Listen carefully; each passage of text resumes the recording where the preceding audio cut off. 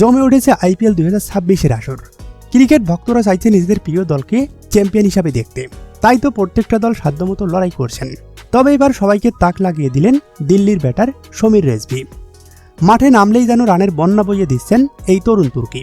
এবারের আইপিএলে সমীর রেজভি যা করে দেখাচ্ছেন তাতে তাকে থামানো শুধু মুশকিলই নয়, বরং অসম্ভব হয়ে দাঁড়িয়েছে। স্রেফ আধিপত্য নয়, সমীর রেজভি যেন একাই শাসন করছেন এবারের আসর। আইপিএল ও ভারতের ঘরোয়া ক্রিকেটে বেশ পরিচিত মুখ সমীর রেজভি। গত বছর তার খেলা সর্বশেষ আইপিএল ম্যাচে 25 বলে করেছিলেন 58 রান, আর এবারের আসরে প্রথম ম্যাচে করেছিলেন অপরাজিত 70, আর গতকাল ম্যাচে করলেন 90 রান। 2 ম্যাচে সমীর রেজভির 2 ইনিংস কার্যত আইপিএলের শীর্ষে তুলে দিয়েছে দিল্লি ক্যাপিটালসকে।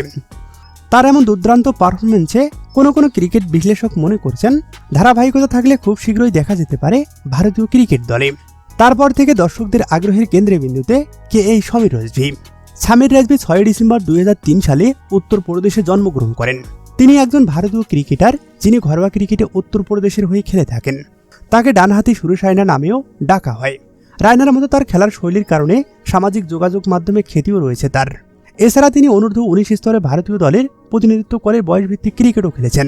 2024 মৌসুমে চেন্নাই সুপার কিংস রেকর্ড 8,40,00,000 টাকায় দলে ফিরায় তাকে। এরপর থেকে তার খ্যাতি ক্রিকেট অঙ্গনে ছড়িয়ে পড়ে, আর এবারের আসরে সমীর রেজভি চূড়ান্ত সময় পার করছেন।